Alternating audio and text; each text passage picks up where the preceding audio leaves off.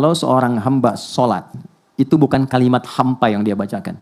Begitu dia mengucapkan Alhamdulillahi Rabbil Alamin, qala Allahu Azza wa Jalla, ternyata kalimat kita langsung dijawab oleh Allah. Hamadani abdi, hambaku sedang memujiku. Wa idza qala al-abdu ar-rahmanir rahim, kalau hambaku berkata ar-rahmanir rahim, qala Allahu Azza wa Jalla, Allah menjawab hambaku sedang memujiku. Asna alayya abdi. Ketika hamba berkata maliki yaumiddin, Allah menjawab majjadani abdi, hambaku sedang mengagungkanku. Perhatikan kalimatnya. Ini kuncinya. Wa idza qala al-'abdu iyyaka na'budu wa iyyaka nasta'in. Kalau hambaku benar salatnya dari mulai takbir sampai ke kalimat ini, iyyaka na'budu wa iyyaka nasta'in. Lihat kalimatnya. Hadza baini wa baina 'abdi. Ini perjanjian aku dengan hambaku. Wali 'abdi ma sa'al. Apapun yang hambaku minta sekarang untuk mengurai hajatnya, sepanjang itu maslahat untuknya, aku kabulkan saat ini juga. Itu Al-Fatihah. Jadi ini dahsyat teman-teman. Bukan formalitas. Makanya Al-Fatihah itu dibikin gampang sekali untuk umat Islam. Mau orang Arab, yang non-Arab, ini paling gampang. Ini. Karena saat diminta baca, itu bukan sekedar formalitas rukun sholat, bukan. Di balik itu ada anugerah yang besar. Dan dahsyatnya ini hanya diberikan pada umatnya Nabi Muhammad SAW. Tidak pada yang lain. Keterangannya ada di hadis Muslim, nomor hadis 806. Rawinya Ibnu Abbas, subtopik nomor 43, topik nomor 6. Singkatnya, kata Nabi, aku tiba mendengar suara terbuka, pintu terbuka dari langit, turunlah malaikat Jibril. Singkatnya mengatakan, Muhammad, kau diberikan 2 cahaya yang tidak diberikan pada nabi-nabi sebelum kamu. 2 cahaya itu adalah 2 ayat terakhir surah Al-Baqarah, ayat 285 dan 286, serta Al-Fatihah. Belum selesai hadisnya. Tidaklah dibacakan setiap hurufnya, kecuali setiap hajat umatmu itu akan dikabul. Setiap permintaanmu akan dikabulkan. Ini yang menjadikan Al-Fatihah sering kita bacakan. Baik dalam sholat ataupun di luar sholat. Sekarang kita terkoneksi dengan Allah. Minta di hadapannya. Yang dibacakan perintah Allah. Jalurnya lewat Nabi. Janji Allahnya sudah pasti. Problemnya, kenapa yang kita minta kadang belum terkabul? Harusnya otomatis. Nah inilah di sini kemudian titik kita belajar. Boleh jadi cara membaca kita tidak seperti cara baca orang dulu. Bismillahirrahmanirrahim. Kita belajar dari dasarnya dulu sehingga punya argumentasi yang kuat untuk bacaan ini. Yang pertama di Al-Baqarah, Quran surah kedua. Quran surah 2 ayat 45 sampai 46. Ini dikuatkan lagi di Quran surah kedua ayat 153. Ini inspirasi tentang Al-Fatihah ini itu nanti terjadi kisah yang sangat panjang sekali. Tidak langsung, tapi di posisi yang sama. Ada di Quran surah ketiga, ayat ke-38 sampai 39. Kisah Nabi Zakaria alaihissalam. Sudah? Oke. Hadisnya terkait keistimewaan ini ada di hadis riwayat Muslim, Imam Muslim. Nomor hadis ke-806. Di topik nomor ke-6, subtopik nomor 43. Riwayatnya dari Ibnu Abbas radhiyallahu ta'ala anhuma. Jadi ada 44 topik di Sahih Muslim, ini topik yang ke-6, subtopik yang ke-43, nomor 806, rawinya Ibnu Abbas, posisi paling kiri agak ke atas sedikit. Sudah? Baik, saya tidak menuntut Anda menghafal. Saya ingin menyampaikan bahwa apa yang akan kita bahas, kita punya dasarnya. Itu poinnya. Ya. Oke, kita mulai dari sini. Quran surah 2 Al-Baqarah ayat 45 sampai 46. Wasta'inu bis-sabri was-salah. Wa innaha lakabiratun illa 'alal khashi'in. Oke, alladzina yadhunnuna annahum mulaqu rabbihim wa annahum ilaihi raji'un. Fokus baik-baik. Wasta'inu. Kalau Anda sedang diuji dengan persoalan, apapun itu. Baik ya, saya ulang. Kalau Anda sedang diuji dengan persoalan, apapun itu. Maka lihat kata kuncinya. Terimalah dulu ujian itu dengan sabar. Itu pesan Allah. Terima dulu ujian itu dengan sabar. Nanti di ayat lain dijelaskan apa fungsi maksud ujian itu. Kenapa mesti kita yang menerimanya? Nanti dijelaskan di ayat lain. Misal Al-Baqarah ayat 286. Ya, ini rumus. La yukallifullahu nafsan illa wus'aha. Yang pertama Allah jelaskan, saya tidak akan pernah menguji hambaku kecuali dia punya kemampuan menjalaninya.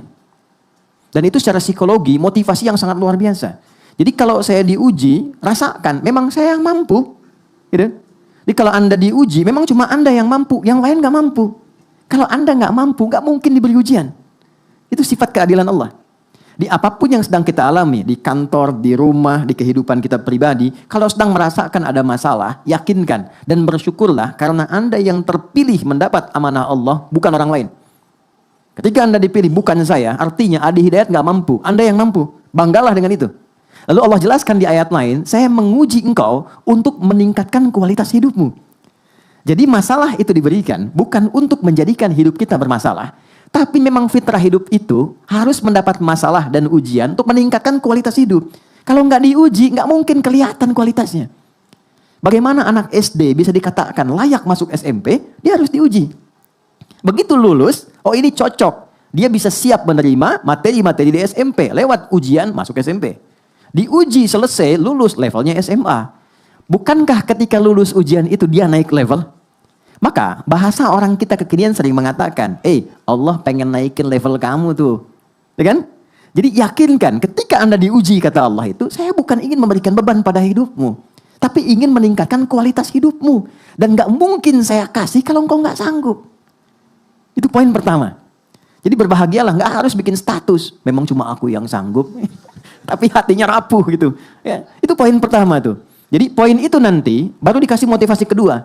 Turun surah Al-Insyirah. Insyirah itu sesuatu yang lapang, yang enak. Kalau sedang diuji pengen lapang, pengen bagus, lapangkan hatimu sehingga bebannya nggak terlampau banyak. Ada seorang anak muda konsultasi ke seorang syekh, dia tinggal di pinggir danau. Dia berkata, saya punya masalah gini gitu, rumit saya. Syekhnya nggak banyak cakap, dia ambil tangannya, kemudian di bawah, lalu disiapkan ada garam, ya dengan satu mangkuk di bawah, garam semangkuk, dia bawa gelas satu. Duduk di pinggiran danau itu, singkat sekali, dia katakan, ini ambil airnya. Begitu diambil, syekh ini mengambil segenggam dari mangkuk, dimasukkan ke gelas tadi, yang bercampur dengan air segar, ngambil baru dari danau.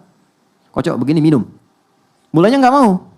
Asin, minum aja dulu. Begitu diminum, baru dimasukkan, dia muntahkan lagi. Kenapa? Asin. Oh, sekarang begini. Apa yang terjadi? Dilempar semua semangkok ke danau itu. Setelah itu ditunggu, diambil lagi airnya sama minum. Gimana rasanya? Segar. Problemnya bukan di garamnya. Problemnya di hati kamu. Kalau hati kamu itu tidak seluas danau ini, cuman segelas tadi itu, maka sekecil apapun persoalan, itu akan selalu asin dan berat untukmu. Tapi kalau engkau lebarkan hatimu dengan begitu luas, maka masalah berat pun tidak akan pernah memberikan kesan pada jiwamu. Mungkin itu yang menginspirasi saya nonton dulu Hati Seluas Samudra itu ya. Itu kan gak mudah gitu. Saya hafal saya. Saya itu kalau dulu ada yang acara bagus-bagus, itu memori saya langsung nangkap. Sidul anak sekolahan itu saya sampai hafal tuh. Sampai nomor kendaraannya tuh. Oplet tuh 1053. Silahkan cek. Sarah itu Cornelia Agatha, itu 2687 ALT. Saya tahu itu. Si Roy yang musuhnya yang botak itu, 2007 itu platnya. Anda kalau nggak percaya cek aja, googling cek dulu ya. Kenapa nyambung ke situ ya? Balik sini. Oke. Jadi saya mau katakan sekali lagi, lapangkan dulu. Nah, melapangkan hati sehingga nyaman merasakan sesuatu, itu insyirah namanya. Insyirah. Nah, di surat Al-Insyirah itu yang turun setelah Ad-Duha, itu ada kalimat begini. Inna ma'al usri usra. Fa inna ma'al usri. Gampangnya begini, alam nashrah laka sadra. Hei Adi Dayan, kan kamu udah hidup sekian puluh tahun. Banyak kesenangan kamu dapatkan. Apakah dengan kamu mendapat masalah sekarang hilang semua kesan-kesenangan yang lalu? Lapangkan hatimu. Alam nashrah laka sadra. Bukankah aku sudah berikan hati yang lapang? Kata Allah, bukankah aku sudah berikan hati yang lapang? Kenapa engkau sempitkan? Tuhan sudah melapangkan. Kenapa Anda sempitkan? Wa wada'na kawizr alladhi anqadha dhahra. Kalau hatimu engkau lapangkan, beban seberat apapun yang engkau rasakan membebani dirimu, anqadha dhahrak itu kayak Anda ngangkat barbel ya, ke bagian tubuh itu di pinggul Anda kemudian pikul itu kan semua bebannya ke kaki ya. Nah itu kata Allah, kalau hati Anda lapang, masalah yang membuat Anda gelap sampai sulit berjalan ke kaki pun itu akan lapang. Caranya bagaimana ya Allah? Inna ma'al usri. Tanamkan, katakan pada dirimu, di balik semua persoalan pasti ada solusi. Makanya kalau sedang punya masalah, rasakan. Alhamdulillah Allah mau naikin kualitas hidup saya. Alhamdulillah ya Allah engkau pilih saya bukan yang lain. Alhamdulillah ya Allah pasti selesai. Pasti ada solusinya. Itu secara psikologis kuat. Dan itu kita punya ayatnya, yang pakai itu, Jepang pakai itu, Korea pakai itu. Jadi di psikologi itu gini, kalau ada kita punya tekad mengentaskan sesuatu, ungkapkan. Dituliskan itu setengah, tapi kalau diucapkan makin kuat tekadnya. Dulu tahun 90-an ada Benteng Takeshi itu ya. Masih ingat gak sore 4:30 kan acaranya kan? Ini Benteng Takeshi itu dia mau naklukkan pakai tank kan? Masih ingat gak pemandunya bilang? Ya, kamu bisa, kamu bisa, kamu bisa. Berkali-kali didoktrin begitu. Sampai dia berusaha dan bisa. Dan sekarang Korea praktekkan. Setiap anak TK, SD baris, dia harus katakan lebih dari Nippon, lebih dari Nippon. Harus lebih dari Jepang. Dia tempatkan ini yang pernah jajah saya. Kita harus lebih daripada itu. Maka yang terjadi? Jepang bikin Honda, dia bikin Hyundai. Itu kan? Jepang bikin ini, dia bikin itu. Jepang ke Piala Dunia, dia pun harus masuk. Itu motivasi. Kita tiap hari punya itu. Kamu pasti bisa. Ini pasti selesai. Gak ada masalah yang gak ada solusinya. Tiap hari. Dan menariknya, 17 kali doktrin itu ditanamkan dalam jiwa kita. Dalam sholat. Dalam sholat. Ya. Begitu kita memulai, kalimat Quran gampang. Wasta'inu bis-sabr. Kalau engkau punya persoalan, terima dulu. Dengan sabar. Sabar tuh formulasinya 3 tadi. Bukan diam. Sabar tuh 3 hal tadi turunannya. Ini pasti selesai. Tenang. Lewati dengan cara elegan. Lalu apa yang terjadi? Tidak ada satupun masalah kecuali ada solusi. Dan siapa yang memberikan solusi? Allah. Kita nggak punya kemampuan. Kalau bukan Allah tetapkan, nggak mungkin datang solusi. Maka Allah perintahkan datang kepadaku lewat sholat. Wasta'inu, lengkapi ayatnya, bisabri was sholat. Datang lewat sholat. Itulah hikmahnya. Kenapa sholat 5 kali sehari? Karena nggak ada orang lewat perpindahan waktu yang nggak punya masalah. Nggak ada.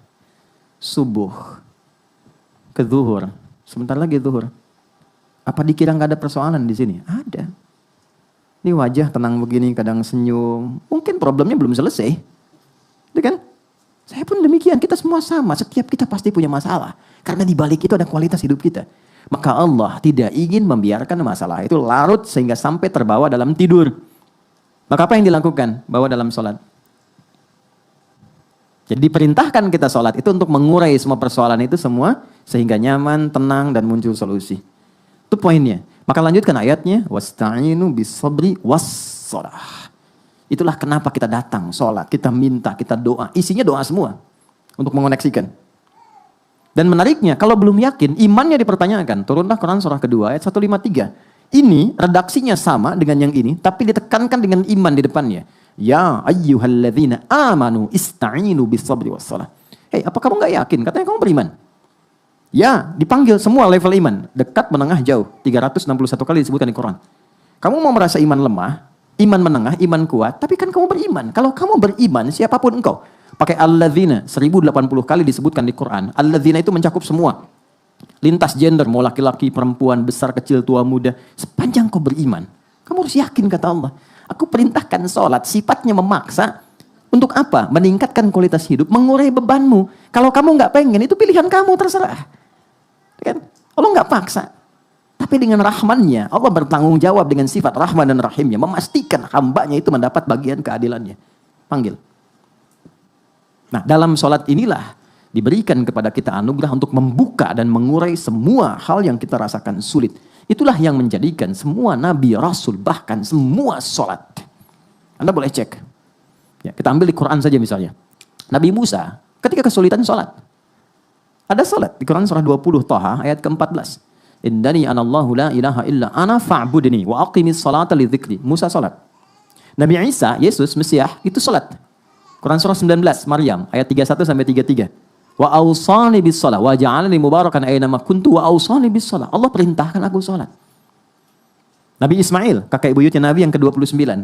Itu salat, bahkan minta semua keluarganya salat. Direkam sempurna di Quran surah ke-19 ayat ke-55. Wa kana ya'muru ahlahu bis shalah. Jadi kalau kita mau urutkan, apalagi sampai ke Nabi Muhammad SAW, sampai ke Nabi Adam, semua salat teman-teman. Muhammad SAW bin Abdullah, bin Abdul Muttalib, bin Hashim, bin Abdul Manaf, bin Qusay, bin Murrah, bin Kilab, bin Ka'ab, bin Ghalib, bin Fihir, bin Malik, bin Nadar, bin Kinana, bin Khuzaimah, bin Mudrikah, bin Ilyas, bin Nizar, bin Mudar, bin Ma'ad, bin Adnan, bin Addi, bin Adri, bin Muqawwam, bin Nahur, bin Tarikh, bin Ya'rub, bin Yasjub, bin Nabit, bin Ismail AS, bin Ibrahim AS, bin Azar, bin Nahur, bin Abir, bin Kinan, bin Rafahsyad, bin Sam, bin Nuh AS, bin Mikhlail, Matusyalah, bin Kinan, bin Anwas, bin Fith, bin Adam AS. Coba ulangi. Semua sholat. Nah, Nabi sholat, terus kita yang bukan Nabi nggak sholat. Aneh kan? Nah, apa yang didapatkan ketika terkoneksi itu? Bagaimana diurainya? Sebelum Allah ngasih ini, diceritakan dulu kisah ini. Nabi Zakaria berumah tangga. Istrinya namanya Eliasobat, atau kita kenal dengan Elizabeth. Ya, itu Elizabeth tuh namanya ke istrinya Nabi Zakaria. Punya sepupu nanti namanya Imran. Elizabeth tuh punya saudari, adik kakak dengan Hannah, istrinya Imran. Ini masih sepupuan. Singkatnya begini, nanti dari Imran dengan Hannah menurunkan Maryam, Bunda Maria. Dari Bunda Maria, Maryam menurunkan Isa alaihissalam. Sisi lain, Zakaria itu punya kehidupan rumah tangga yang unik. Setelah berumah tangga cukup lama, mohon maaf, fisik sudah semakin juga letih, rambut sudah memutih, tapi secara medis istrinya divonis monofos dan mandul. Mohon maaf. Jadi klinis mengatakan nggak mungkin punya keturunan. Apa yang terjadi? Ini tanda pertama ya. Ini tanda pertama. Tapi harus yakin. Kalau ada manusia mengatakan ini nggak mungkin, itu tanda dari Allah supaya kita dipaksa langsung terkoneksi dengan Allah dan mengabaikan semua pendapat manusia. Kalau ada yang mengatakan pada Anda, ini nggak bisa nih, pekerjaan ini nggak mungkin, sulit nih. Itu langsung tanda dari Allah, tinggalkan opini manusia. Karena Allah ingin memberi anugerah Anda langsung tanpa perantara. Maka lakukan sholat. Maka Zakaria alaihissalam sholat di mihrabnya Maryam. Direkam sempurna di Quran surah 3 Ali Imran di ayat ke-38 sampai 39. Hunalika da'a Zakaria rabbah. Di mihrab itulah Nabi Zakaria sholat minta kepada Allah, berdoa. Qala rabbi habli min ladunka dzurriyyatan thayyibah innaka sami'ud du'a. Beliau berkata, ya Allah, semua mengatakan istriku tak akan punya keturunan. Dia memvonis, mereka memvonis ini enggak mungkin, mustahil. Maka aku memohon saja kepadamu yang tidak punya batas dalam pemberian. Sifat Allah yang memberi tanpa batas disebut Wahhab. Cara memintanya hab. Makanya 99 nama itu bukan hafalan, tapi semua nama Allah terkait dengan anugerah untuk kita dalam mengentaskan masalah. Masalahnya rezeki, sebut ya Allah ya Razzaq. Masalahnya ilmu, ya Allah ya Alim. Ingin solusi, ya Allah ya Fattah. Ini pengen pemberian yang tanpa batas, ya Allah ya Wahhab. Ya, habli min ladunka, darimu saja, karena orang sudah mengatakan gak mungkin. Ya, dzurriyyatan thayyibah, keturunan terbaik, innaka sami'ud du'a. Engkau pasti mendengar doa saya. Kalau kepada yang Maha mendengar tak terkabulkan, tunjukkan kepadaku kepada siapa lagi saya mesti minta. Itu enggak tunggu lama. Beliau itu masih berdiri, teman-teman. Begini. Ya. Teman-teman kalau lihat risalah orang Yahudi itu nggak ada masalah masuk masjid. Karena mereka sebenarnya punya keyakinan yang sama, Tuhannya satu. Cuman nggak mengakui Rasulullah sebagai nabi. Itu aja poinnya, persoalannya itu. Tapi dia nggak ada masalah masuk masjid. Makanya di masjid pun kalau masuk, dia masih mempertahankan cara sholat dia di waktu lampau. Dia nggak ada sujud. Cuman berdiri begini, nanti bangun lagi. Gitu ya. Nah itu nasabnya ada. Tapi problemnya, tetap ketika Nabi Muhammad itu diutus, itu penyempurna. Semua mesti ikut. Karena menyempurnakan, ini ditolak. Itulah sebabnya, padahal yang mengharapkan Nabi Muhammad lahir itu dulu yang minta orang Yahudi. Kita ada di Al-Baqarah, di ayat yang ke-89. Itu mereka berharap. Tapi ketika dikirimkan, mereka pengennya dari genealogi mereka. Ini garisnya harus dari Ishak. Ternyata datangnya dari garis Nabi Ismail. Maka karena iri dan tidak punya keinginan untuk menerima, ditolaklah itu. Itu problemnya. Tapi yang mau saya katakan, dari dulu diajarkan tentang sholat. Nabi Zakaria itu masih berdiri, minta. Doa tadi itu saat berdiri. Dan dalam keadaan sholat. Begitu dahsyatnya sholat. Begitu selesai doanya, belum selesai sholatnya, turun jawaban. Ayat 39-nya. Fanadathul malaikatu wa huwa qaimun yusalli fil mihrab. Maka, belum selesai sholatnya, baru selesai doanya, turun malaikat. Sedangkan Zakaria itu masih berdiri dalam sholatnya. Annallaha yubashshiruka bi Yahya. Allah kasih kabar gembira kata malaikat, engkau akan punya keturunan, namanya langsung dari Allah Yahya. Yang kata orang mustahil lahir dari rahim seorang perempuan yang divonis monopos dan mandul, kata Allah nggak ada yang mustahil bagiku. Jadi dan hidup dia. Yahya itu hidup artinya. Jadi dan hidup. Kapan terjadi? Saat berdiri dalam sholat. Jadi sholat itu penting, mengurai persoalan, mengabulkan doa, dan berkahnya kita menjadi umat Nabi Muhammad. Dahsyat nabinya, istimewa, ibadahnya luar biasa. Kalau Nabi Zakaria berdoa langsung dikabul, kita umat Nabi Muhammad belum sholat, sudah Allah tunggu mau minta apa. Dan sejak berdiri. Makanya nggak ada satupun sahabat ingin mengerjakan sesuatu, kecuali ketika mereka sholat, dapat jawaban. Imam Al-Bukhari tadi, nulis Sahih Al-Bukhari, 7.000 hadis kurang lebih, 97 topik, itu ditulisnya, setiap nulis satu sholat dulu. Ditulis di Masjidil Haram di Mekah, selesai di Masjid Nabawi, selama 16 tahun. Setiap mau nulis, sholat 2 rakaat, baru nulis. Sholat, baru nulis. Dan ulama-ulama hebat kita, Al-Kindi, Al-Farabi, Al-Ghazali, Al-Khawarizmi, Al-Battani, itu rata-rata sholatnya itu luar biasa. Yang saya mau katakan, perhatikan baik-baik, ini poinnya. Apa anugerah bagi umat Nabi Muhammad? Teman-teman, Nabi Zakaria tadi dikabulkan dalam sholatnya posisinya apa? Berdiri. Kita dipanggil oleh Allah sejak masih berdiri, datang, diminta, kamu punya masalah? Terima dengan sabar. Lalu datang sholat kepadaku. Wasta'inu, ini kalimatnya. Ta'inu. Wasta'inu. Terimalah dulu masalah, terus minta kepadaku, minta. Kalau kita ingin rubah, ya Allah, kami minta sekarang kepadamu. Engkau perintahkan kami ibadah, sholat, kami lakukan. Dan sekarang kami minta. Kami minta itu rubah katanya dari kata perintah jadi bentuk permohonan. Jadi nasta'in. Jadi itu perintah Allah, ini jawaban kita. Nasta'in. Nasta'in. Nasta'inu. Kalau kita katakan, ya Allah engkau perintahkan, sekarang kami minta kepadamu. Hanya kepadamu. Seperti engkau perintahkan. Maka tambahkan kata iyyaka di depannya. Iyyaka nasta'in. Allah minta kan? Wassalah, salat, ibadah kepadaku. Lalu kita katakan, kami ingin ibadah ya Allah, kami menyembahmu. Maka robah kalimat yang menjadi na'bud. Dan tambahkan iyyaka di depannya. Iyyaka na'budu wa iyyaka nasta'in. Saya tanya, kita membaca itu enggak dalam salat? Baca kan? Dalam ruku atau sujud? Dalam berdiri. Bukan ruku dan sujud, dalam berdiri. Dan itu dibaca dalam Al-Fatihah. Tahukah Anda apa hadis tentang ini? Silahkan cek. Kita akan temukan hadis sahih dari sahabat Abu Hurairah. Berikan kalimatnya, lihat baik-baik. Idza qala al-'abdu, kalau seorang hamba salat, itu bukan kalimat hampa yang dia bacakan. Begitu dia mengucapkan alhamdulillahi rabbil alamin, qala Allahu azza wa jalla, ternyata kalimat kita langsung dijawab oleh Allah. Hamadani abdi, hambaku sedang memujiku.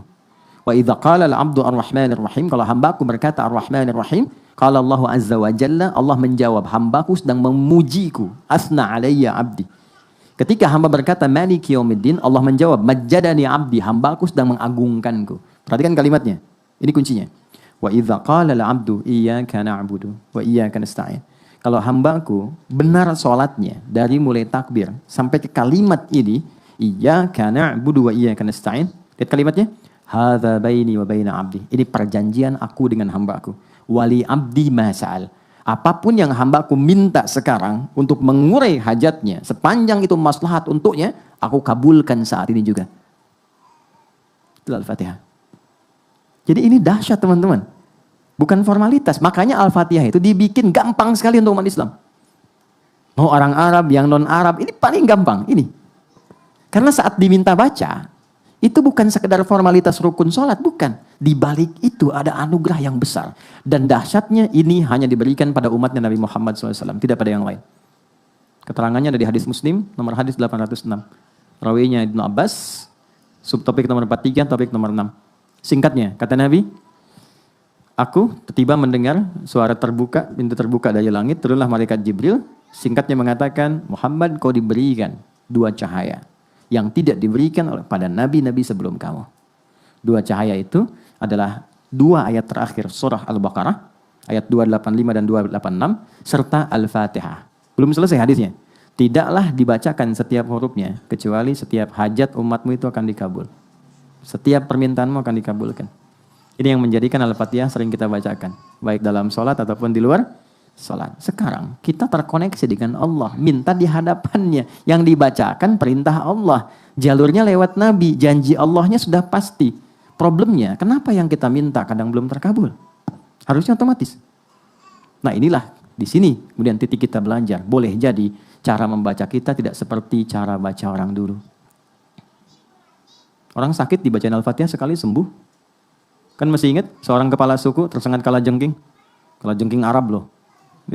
Terus sengat, terus diobatin, gak dapat, malah sekarat. Dia tanya pada rombongan sahabat, adakah yang bisa menyembuhkan? Mereka mengatakan Allah yang menyembuhkan. Tapi kami bisa mencoba. Begitu dipanggil, dibacakan Al-Fatihah. Sekali baca. Sekali baca. Dengan izin Allah, sembuh.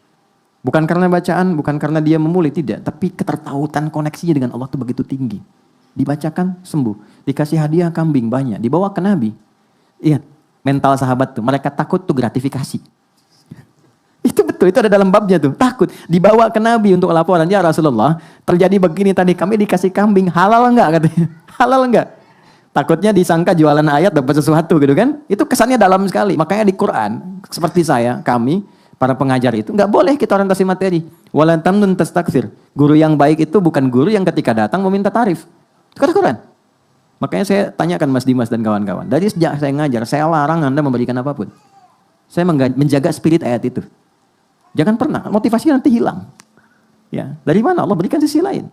Tapi yang paling menarik adalah, begitu dikasihkan, Nabi pertanyaannya, dari mana kamu tahu keistimewaan surat itu yang bisa dipakai marukyah? Artinya, kalau ada yang nggak sanggup lagi secara medis, kan mintanya kepada Allah.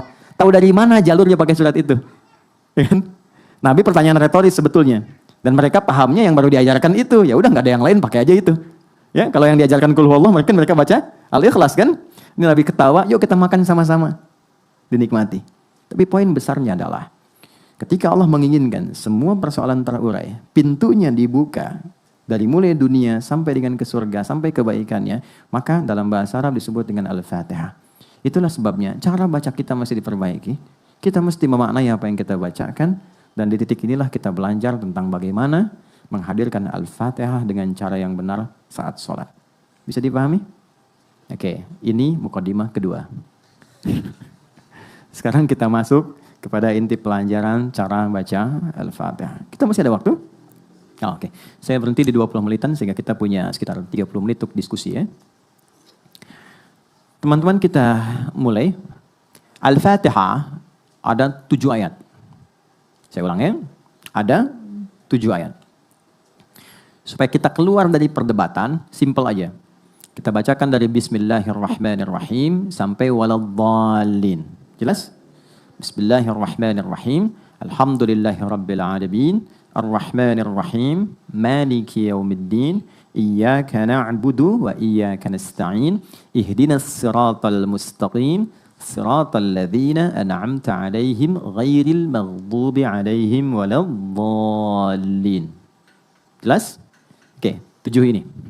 Saya mulai dari bacaannya dulu. Baik ya? Kita mulai dari ayat pertama, kita ambil keberkahannya yang baik, teman-teman boleh ikuti supaya setidaknya kita pernah membacakan itu di tempat ini. Dan mudah-mudahan jadi saksi kebaikan untuk kita semua. Bismillahirrahmanirrahim. Oke. Saya notis satu saja, baca Quran itu tidak dituntut irama. Yang penting benar bacanya. Tapi nanti mu'jizatnya, setiap kita itu seakan punya kode identitas sendiri. Jadi kalau kita sudah paham cara bacanya, nanti setiap orang punya irama sendiri yang khas untuk dirinya. Itu yang membedakan Quran dengan irama-irama musik. Ya, musik ada notasi kan? C, D, F, G, B, C, G, B, C, D, F, G, D, F, G, A, B, C, D, A, B, C, D, F, G, A, F, G, A, B, C, D, A, B, C, D, F, G, A, B, C, D, A, B, C, D, A, B, C, D, A, B, C. Betul ya Mas Arman ya? Kurang lebih lah begitu gitu. Tapi saya nggak hafal main, cuma saya riset gitu ya. Yaitu dari da, ro, mim, fa, sod, lam, sin, dal. Da, re, mi, fa, sol, la, si, do. Diambilnya dari rumus bahar. Di zaman jahiliyah ada 16 rumus notasinya disebut dengan bahar namanya. Nanti di ilmu arud adanya. Tawil, tawilun lahudun al-bukhuri, fadailu, fa'ulun, mafa'ilun, fa'ulun, mafa'ilu. Kifa, nabki min dhikra habibin, wa manzili, bisaqtili, wa bainad dakhuli, fahawmali. Rajas, mustaf'ilun, mustaf'ilun, mustaf'ilun, mustaf'ilun, mustaf'ilun, mustaf'ilun. Sautus safiril bulbuli, hayya qalbi thamili, al-ma'u wa zahru ma'a zahri lahdul muqali. Fa anta ya sajjidali wa sajjidi wa mawlali, fakam tayyumuni ghazayilun uqayqali. Qataftuhu min alatina fi hadha rajuli, faqala la la la faqad ghada muharwili. Baru masuk, wal walad, wali, wali, wa walili, fakultu lat, wal wili, fabayyinu lu'lu ali, qalat lauhina katan, waradidul muqali kahatan, kaqaila li tabtabuli. Madid mufa'alatun fa'ilatun tala'al badru alaina min thaniyatil wada'. Itu iramanya sudah ada notasinya dulu. Itu yang diserap di era Islam diganti jadi nazam. Nazam itu yang punya nilai, yang dulunya nggak ada nilai. Jadi lihat sesuatu langsung jadi syair. Jadi irama. Ada khayal, imajinasi. Di Islam beda, mesti ada value-nya. Makanya ketika dibawa ke masa Islam, itu jadi nazam. Nazam itu punya value. Dengan rumus yang sama, jadi dibawa ke gramatikal bahasa Arab muncul alfiyah. Qala Muhammadun huwa ibnu Maliki, Ahmadu Rabbillah khaira Maliki, musalliyan ala nabiyil Mustafa, wa alihil mustakmilina syarafa. Terus sampai ke bawah, itu kalau hafal itu 1000 bait, lancar bahasa Arab dengan gramatikalnya. Punya value. Dibawa kemudian ke apa lagi? Ke hadis ada alfiyahnya Suyuti. Itu semua punya nilai. Makanya saya sarankan teman-teman yang bikin lirik, bikin lagu, bikin syair, sepanjang ada muslim harus ada value-nya. Bukan cuma kosong, gak ada nilainya gitu. Mesti ada nilai yang dibawa. Dan itu dipuji di Quran surah ke-26 Asy-Syu'ara. Kalau Anda baca dari ayat 227 sampai ke akhir, itu dibedakan. Mana penyair yang hampa, mana penyair beriman yang punya lirik, yang punya nilai. Di balik liriknya itu ada nilainya. Ya, nah ini poin. Balik lagi kepada apa yang tadi kita bacakan. Quran beda. Jadi nggak usah membaca Quran, memaksakan dengan irama-irama musik, gak akan ketemu. Karena gelombangnya beda. Gak percaya silakan. Kang Arman ngimamin, makmum di belakang. Baca Al-Fatihah, pakai irama Manuk Dadali. Iyyaka na'budu wa iyyaka nasta'in. Bubar mas. Alam nasyrah laka sadrak. Gak akan mungkin bubar. Karena gak sama. Jadi kita gak harus repot punya irama begini. Kayak gak usah. Cukup bacakan dengan suara kita. Keluar sendiri. Dan itu kita hafal. Orang tua kita dulu kan cuma pakai lampu semprong. Nggak pakai irama-iramaan, tapi kita hafal, indah, meresap, dan tahu, oh itu ibu ini, itu ibu itu menarik. Oke. Bismillahirrahmanirrahim. Alhamdulillahi rabbil alamin. Oke, ada ain, alamin. Oke, sedikit saja. Kalau kita dengan A itu sakit. Alamin, orang-orang sakit. Alamin, semesta alam. Alhamdulillahi rabbil alamin. Ar-Rahmanir Rahim. Maliki yaumiddin. Oke, stop sebentar. Jadi kalau teman-teman pernah dengar Maliki Yaumiddin itu bisa dibaca dengan dua cara. Ini informasi saja. Bisa maknya pendek, bisa panjang. Jadi ada riwayat yang pendek, ada riwayat panjang. Tapi ini cara baca tidak merubah makna. Karena orang Arab dulu punya karakter. Ada yang kalau biasa baca ini, dia biasa begitu bacanya.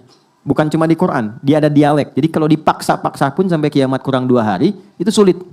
Nah, Quran datang mengakomodir supaya bisa mudah dibaca tapi tidak merubah makna. Jadi bisa pendek Maliki Yaumiddin. Bisa panjang Maliki Yaumiddin. Nah, kita baca yang panjang saja, yang biasa dari Hafiz dari Asim. Saya ulang, Maliki Yaumiddin. Iyyaka na'budu wa iyyaka nasta'in. Bukan iya, tapi iya. Iyyaka na'budu wa iyyaka nasta'in.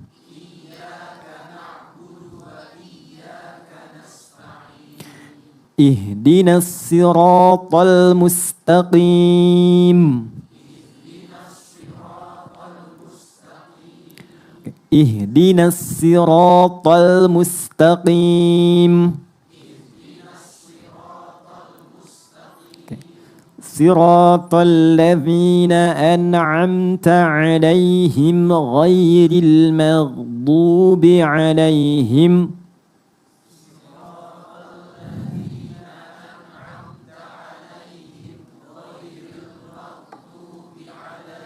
Oke, itu kalau mau dipotong, bagusnya sampai situ.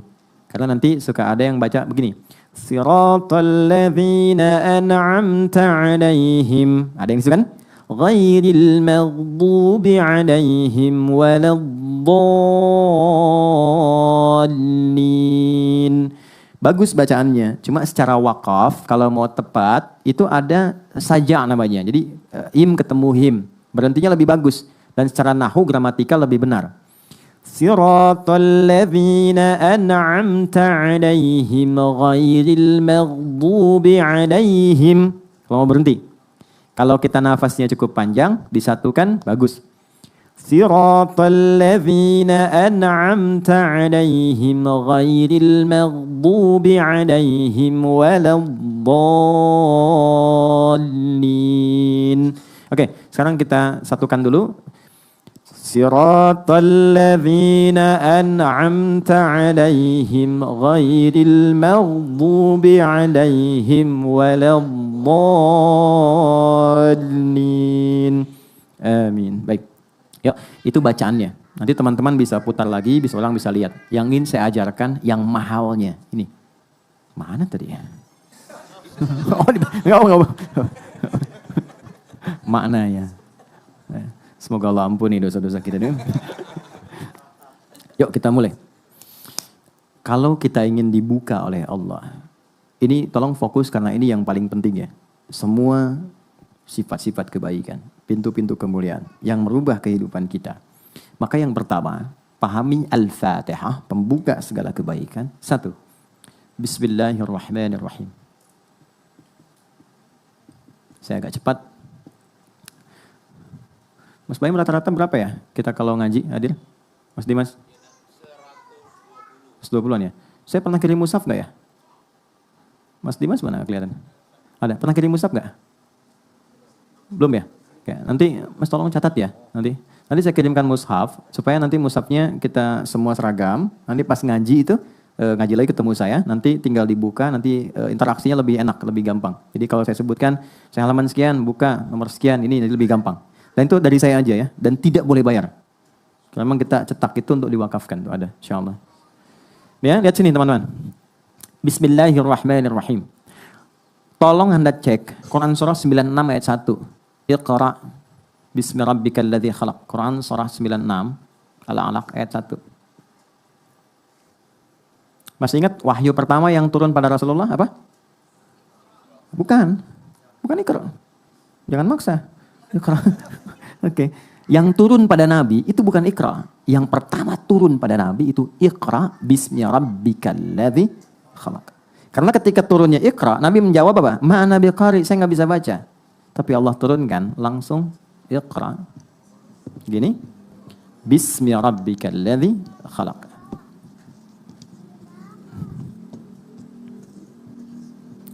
Oke? Tenang. Lihat sini. Mohon izin ya, biarin aja Mas. Ya. Nggak apa-apa. Kita udah punya koneksi. Peci saya udah dipakai sama Kiano, nggak ada masalah. Ya. Anak kecil itu dengan dunianya, saya senang anak kecil. Biarin aja nggak apa-apa. Dan jangan Anda merasa sulit, nggak ada masalah. Saya malah senang, saya nyaman. Dulu ada pengajian di Bekasi, kita tiap pekan. Itu ada anak bolak-balik, bapaknya resah, ditarik sama bapaknya. Saya bilang, Pak biarkan aja. Cara belajarnya begitu. Kalau saya resah itu kalau bapak yang bolak-balik. Anak biarin aja. Justru saya akan buktikan pada Anda, anak itu bisa lebih kuat 2 kali belajar dari orang tua. Saya tanya, sayang, saya bilang, tanya kan? Coba apa yang Ustaz tadi bilang? Dia ulangi dari awal sampai ke titik saya berhenti tadi. Nah itulah saya bilang, sudah biarkan saja dengan dunianya. Balik, tapi anak itu mengerti, kemudian dia keluar, dia bermain, dan dia belajar. Ya, dan kita balik sini. Iqra bismi rabbikal ladzi khalaq. Teman-teman mohon sabar, karena saya akan mengurai Al-Fatihah, itu agak sedikit detil setiap ayatnya. Jadi mungkin kita punya beberapa edisi ke depan untuk membahas. Kita mulai dari yang pertama, begini cara bacanya. Saya akan mulai ke wahyu pertama dulu. Singkatnya, Nabi nggak pernah sekolah, nggak pernah belajar, nggak punya guru, dan nggak pernah bikin syair. Supaya tidak dituduh di kemudian hari bahwa Quran rekayasa Nabi Muhammad SAW. Sifat semua itu disebut ummi. Ummi itu yang terlahir seperti ibu melahirkannya. Punya sifat yang baru seperti dilahirkan. Ada nggak orang baru lahir udah bisa baca? Kan nggak ada kan? Oke, jadi punya sifat ummi, nggak bisa baca, nggak ada guru, nggak pernah belajar. Dikonfirmasi kemudian ketika wahyu pertama turun, malaikat mengatakan Iqra, kamu baca. Apa jawab Rasulullah? Ma'ana biqari. Saya betul-betul nggak bisa baca. Sekali lagi, Iqra. Ma'ana biqari. Saya nggak bisa baca. Dikonfirmasi. Mudah bagi Allah mengatakan dan menanamkan pada diri Nabi Muhammad, aku sudah tanamkan, ikuti, selesai. Tapi konfirmasi lisan itu sebagai pembuktian sejarah bahwa Quran bukan rekayasa seorang Muhammad. Karena Muhammad pun ketika diberikan, beliau sallallahu alaihi wasallam mengatakan saya nggak bisa baca, saya nggak tahu. Maka yang ketiga, dipeluklah oleh Jibril alaihissalam yang sedang menyamar jadi laki-laki, ya supaya mudah untuk didapatkan. Setelah itu merasa nyaman. Setelah merasa tenang, nah ini pentingnya. Kalau sedang ada persoalan, tenangkan dulu, jangan diteruskan diskusi, nggak selesai nantinya. Tenang, nyaman dulu, peluk dulu anak itu, sayangi dulu, baru bicara. Kalau sudah seperti itu, bahasa hati yang keluar. Sentuhlah ia tepat di hatinya, maka ia akan jadi milikmu untuk selamanya. Gitu ya Mas. Saya tahu 11 Januari pintu surga, saya tahu itu. Ya, saya riset beberapa hal. Balik ke sini. Iqra. Tapi setelah itu apa? Bismi rabbikal ladzi khalaq. Allah mengatakan Muhammad, baca bukan karena engkau tidak punya guru yang mengajarkan engkau baca, engkau tidak pernah masuk sekolah, engkau tidak pernah belajar ini dan itu. Lakukan karena Allah yang merawatmu, menciptakan kamu aja begitu mudah, memberikan kebutuhanmu, apalagi cuma sekedar menanamkan kepada dirimu kemampuan untuk mengikuti bacaan. Biarkan Jibril yang bacakan, Allah yang tanamkan kepada jiwamu kemudahan menangkap bacaan itu. Lakukan poinnya karena Allah. Yang mau saya highlight itu ini, lihat sini, Iqra bismi, itu ada alifnya. Teman-teman silakan cek, begini tulisannya. Tapi di Bismillahirrahmanirrahim nggak ada alifnya. Begini tulisannya. Ini ada ilmunya, nggak boleh sembarangan nulis Quran. Karena ada riwayatnya. Nggak percaya silakan cek. Yang ini pasti ada alifnya begini. Yang ini tidak ada. Betul ya? Oke, sekarang kembalikan. Yang paling menarik, ini harokatnya kasrah. Kasrah itu nggak akan pernah ketemu alif.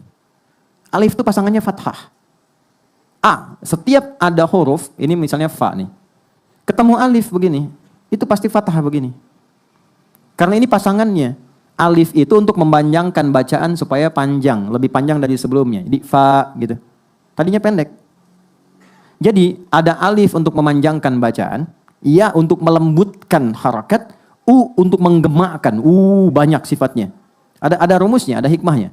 Nah ini menariknya, kenapa ini panjang harakatnya masih kasrah? Kalau semua dikerjakan karena Allah, yang membuat yang kompleks saja begitu mudah. Apalagi hanya menjadikan yang kita rasakan panjang, berliku, berat, penat. Untuk Allah ringankan, bahkan Allah hilangkan sampai kasrah, jatuh ke bawah dan pecah. Kasrah itu dari kasrah, sesuatu yang pecah, jatuh, hilang. Sehebat apapun kita meraih sesuatu, pada akhirnya akan jatuh, pecah. Lembut, hilang, kecil, khafad. Ini adalah pesan besar dari riwayat. Dulu, Nabi berusaha membaca dengan kemampuannya. Mengingat saya nggak pernah belajar, saya susah. Allah memberi pelajaran, lakukan karena Allah. Semua yang dikerjakan pada Allah akan menjadikan yang panjang, yang berliku, yang sulit akan cepat untuk dilakukan. Karena itu ketika dibaca alifnya nggak dianggap. Iqra bismi, nggak panjang lagi. Tapi kenapa dipertahankan? Untuk memberikan kesan. Bahkan kenapa persoalan itu terus rumit? Karena jarang kita gantungkan kepada Tuhan. Kita mengandalkan kemampuan kita untuk menyelesaikannya. Disitulah kemudian yang tadinya simpel menjadi panjang dan rumit. Itu problem. Karena itu bahasa Nabi Ya'qub mengatakan, kalau aku punya masalah, yang pertama aku curhatkan, itu Allah. Itu ada di Quran surah 12 ayat 86. Innama ashku bathi wa huzni ila Allah. Aku tuh kalau curhat, yang pertama aku curhati Allah dulu. Poinnya apa? Walaupun masalah belum tuntas, tapi Allah lapangkan hatiku. Curhatnya sama Allah tuh enaknya apa? Curhatnya itu enaknya membuat hati kita lapang. Sama manusia itu belum tentu lapang. Paling-paling kita merasakan beban terbagi sedikit lah. Sama Allah itu lapang. Anda nggak percaya? Ada masalah, wudu, bentangkan sajadah, sholat 2 rakaat, begitu sujud nangis, selesai itu lapang. Walaupun solusi belum datang. Alih-alih curhat di media sosial, membuat persoalan makin kompleks. Nggak nyangka ya kamu begitu, nyangka tuh.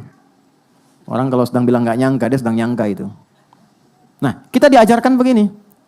Kenapa di sini alifnya tidak ada? Ya kan? Langsung kemudian dihilangkan. Ingin memberikan kesan kepada kita. Kalau setiap persoalan kita ingin dibuka, Al-Fatihah, gerbangnya dibuka, kemudahannya ditampilkan, maka jangan pikir panjang lagi, jangan terlalu rumit, cepat curahkan, semua mohonkan kepada Allah. Itulah sebabnya kita diajarkan baca Bismillahirrahmanirrahim di semua aktivitas kita. Masih ingat hadisnya? Kullu amrin dzibalin la yubda'u fihi Bismillahirrahmanirrahim fahuwa abtar. Setiap perbuatan baik yang tidak dimulai dengan Bismillahirrahmanirrahim, itu terputus. Terputus keberkahannya, terputus pahalanya, dan terputus jalur koneksi cepatnya. Tapi ingat, Nabi katakan perbuatan baik. Karena kalimat ini kalimat terbaik yang akan sulit diucapkan pada perbuatan yang kotor. Makanya ketika dipaksakan jadi kontroversi yang merendahkan pelakunya. Gak ada orang minum bir pakai Bismillahirrahmanirrahim. Makanya kalau mau coba bikin konten dengan kata-kata baik pada hal yang kotor, pasti akan merendahkan dirinya.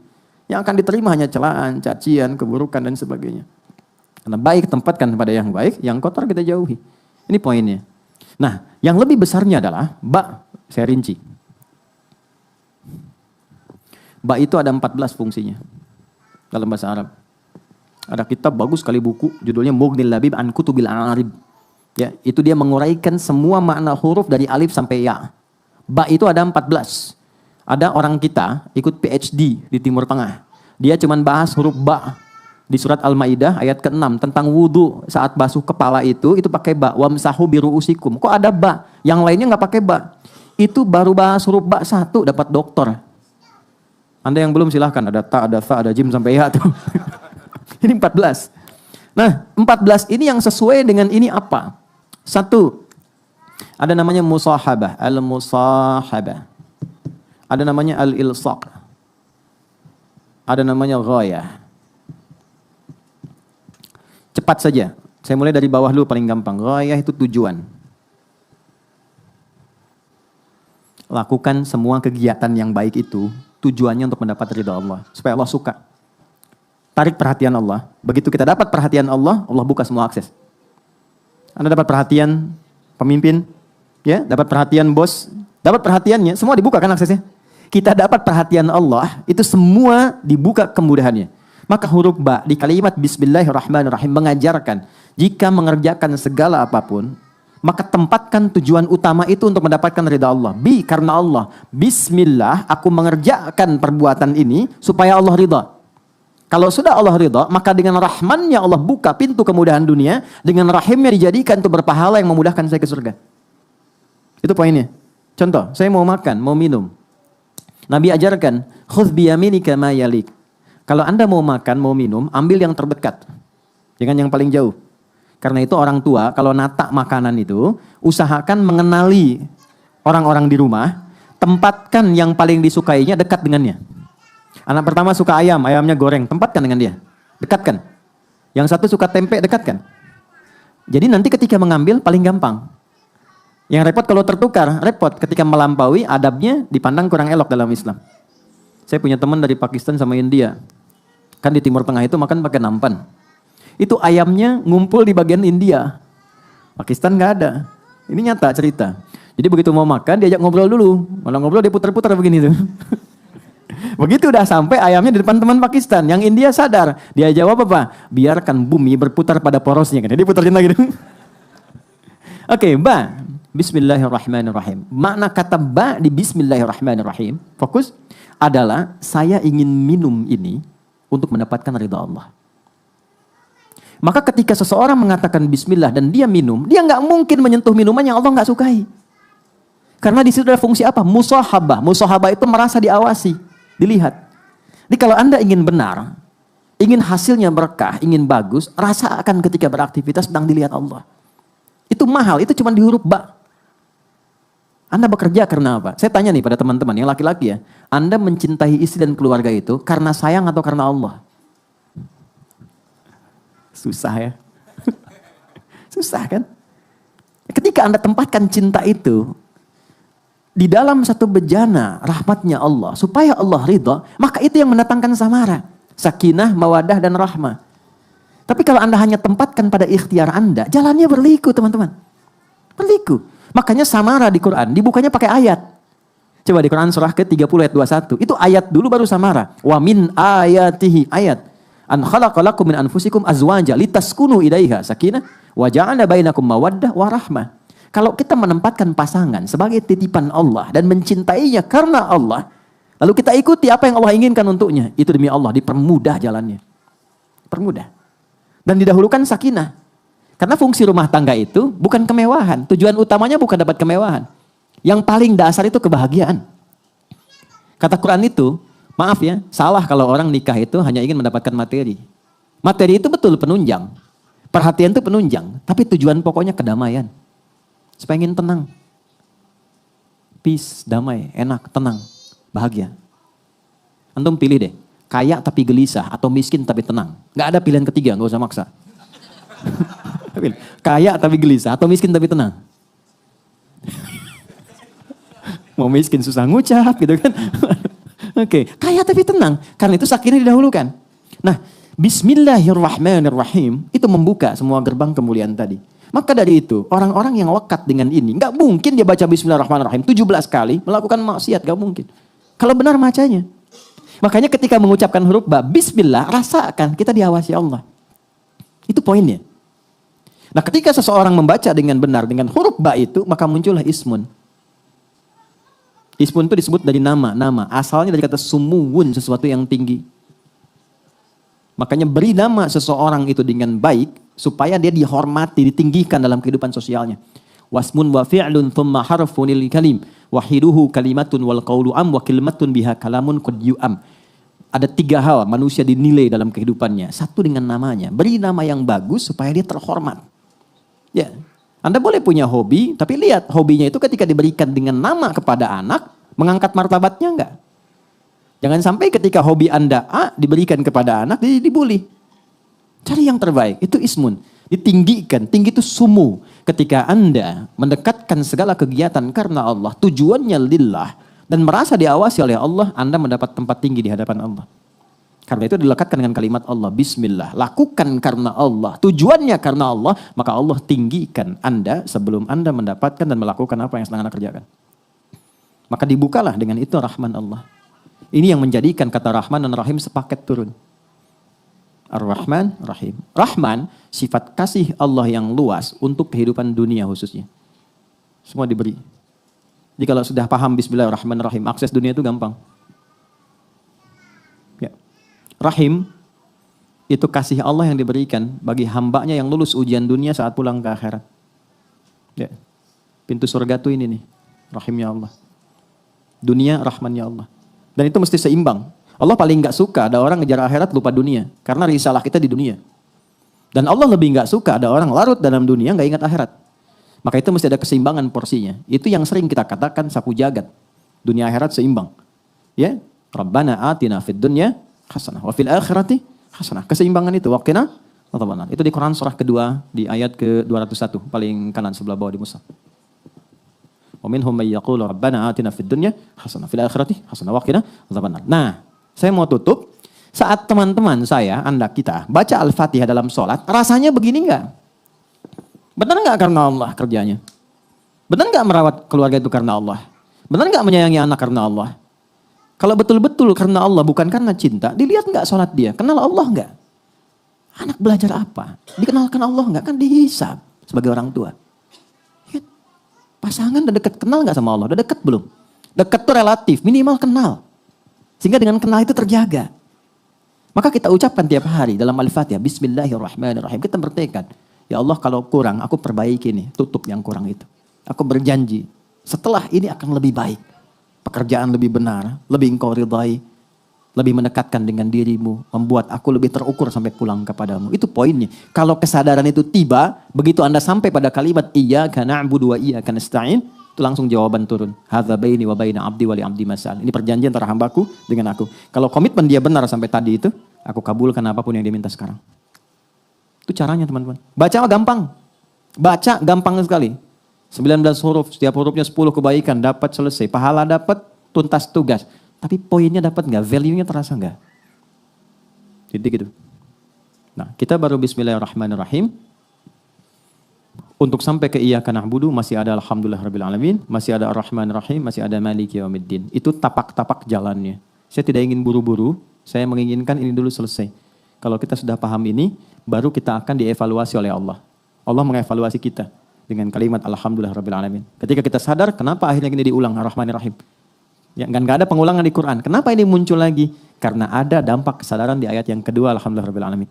Barulah kita agungkan Allah setelah sadar, Allah Maha Agung, Maha Besar. Disitulah turun kalimat iyyaka na'budu wa iyyaka nasta'in. Nanti alhamdulillah sampai ke maliki yaumiddin kita akan kaji kembali di sesi berikutnya.